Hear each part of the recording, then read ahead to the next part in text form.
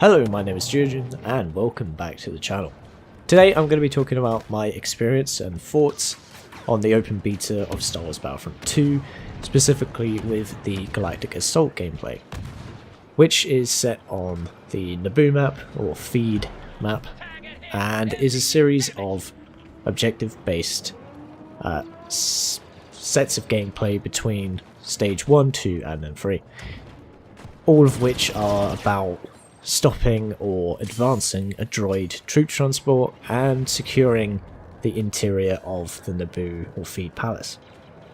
So, the other caveat to this is I played in the closed alpha and have some thoughts from this map then, because this was the map that was in the alpha as well. The open beta has had two other game modes, including Starfighter Assault and the Takodana map, which is called, or the game mode on Takodana, which is called Strike. That's a smaller game mode with no heroes and no vehicles. Anyway, my thoughts overall for Galactic Assault has been quite positive. The gameplay in terms of, you on the ground, you running and hitting targets is very decent. If you enjoyed what you have watched online, which is this, and have got yourselves into the game, you may agree with me that, for the most part the game plays quite well. I do have a couple of gripes or criticisms, which I'll talk about in a moment, but overall very decent. I do enjoy the differentiation between the assault, the heavy, the officer class and the specialist class. Some of the weapons that each of them get, may be objectively better than others depending on your playstyle. For instance, the assault in the beta gets two different types of weapons to begin with, a basic blaster and a close range blaster with a higher fire rate, but it gets quite hard to control at further ranges.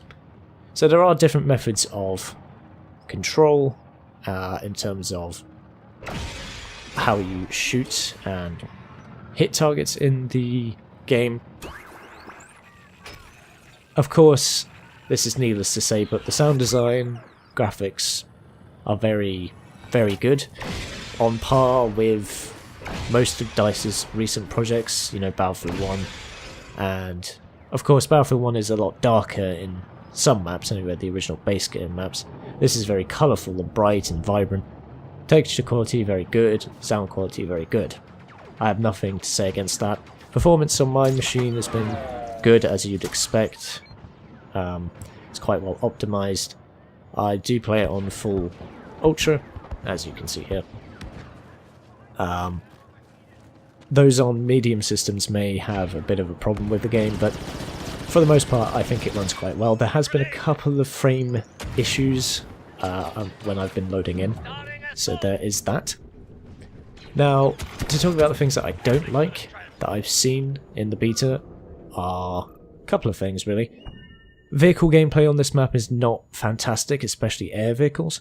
The reason why, and maybe it's because I am not as experienced in the air when it comes to Battlefield 1 and this type of game in general, is the map design caters for a lot of people to hide, and therefore cover for infantry is quite high from air attacks, which is good if you're on the ground, but if you're a pilot you can't really do anything.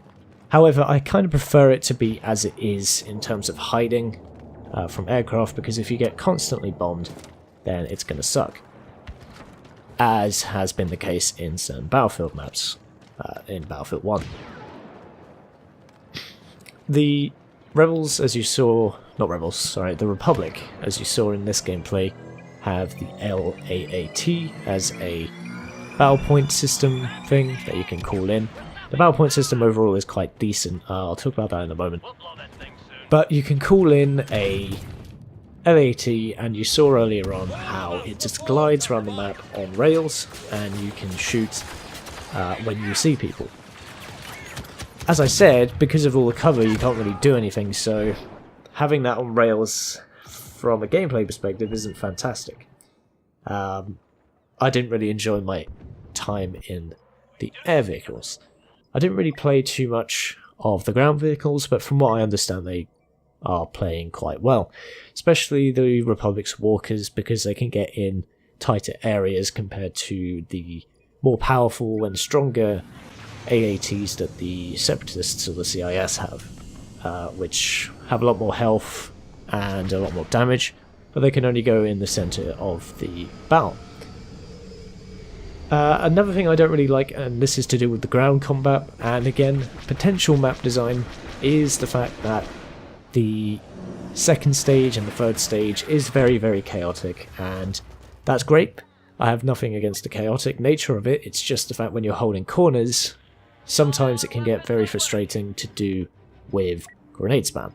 Now, grenades have always been a part of DICE shooters, and this is no exception. You get thermal detonators, you get concussion grenades, you get rockets, you get all kinds of different stuff.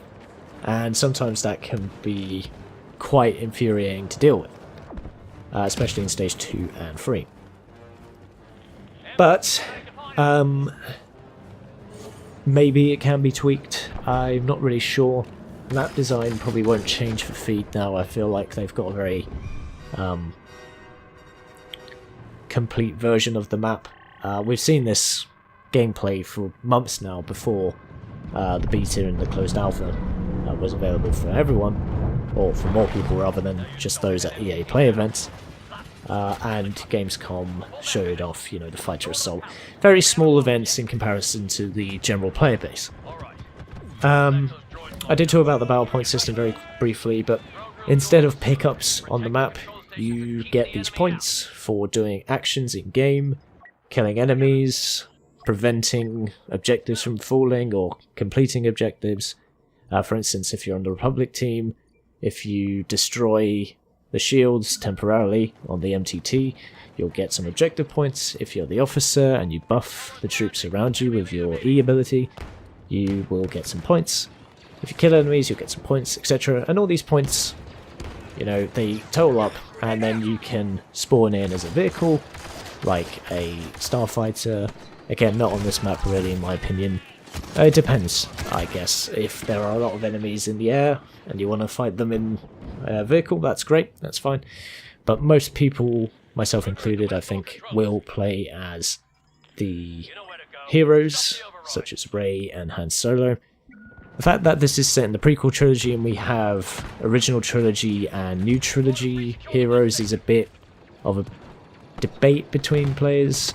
I'm not really overly fussed. It does seem a bit weird to have Rey from The Force Awakens and the new trilogy in general running around in, you know, episode 1, episode 2 sort of style locales, but that's how it is.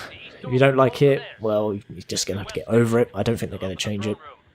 But the other troopers you can get as well, like the Super Battle Droids and the Rocket Troopers and the Wookiee Warriors and all that, they're really quite cool. I'm not sure how balanced they are to begin with. The Rocket Trooper seems quite strong. He has very good mobility, especially laterally, and obviously he can boost over opponents. But the reason the class system's great is it adds some diversity to how you fight people. They're not all just jetpack wielding maniacs compared to the first game. The first game, when everyone unlocked the star card, I say the first game, the 2015 EA Battlefront, which was overall disappointing for most Star Wars fans. I enjoyed it for a while, but it did feel quite empty and bare bones, as many of you found out. So, battle point system, very good. I do enjoy it a lot. The heroes there, you saw me just get wrecked by Boba Fett, no, you forgot his name. But they can be taken down if you are not just on your own. I mean, it'd be very rare to see a Darth Maul or any hero or villain get one hit killed by someone who is a normal clone trooper or droid. If you group up, you know, 4 or 5 of you, you can take them down quite quickly, especially if you coordinate your fire, or grenades, or ordnance in general. So heroes are not like completely broken. They can be. It depends on how good and how good the player of the hero or villain is, as well as how good the opposing team is.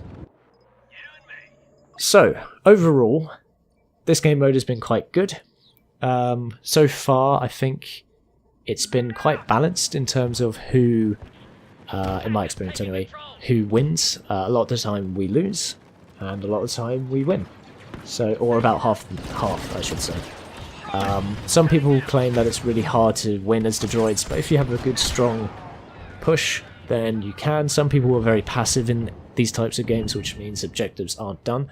And for those of you who just like to kill opponents, this game mode isn't solely for you. Of course, you do have to kill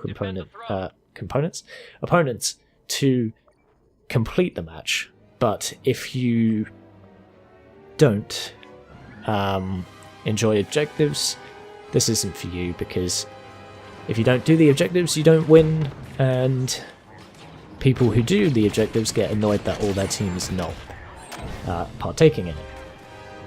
So, overall, I think this game is pretty decent.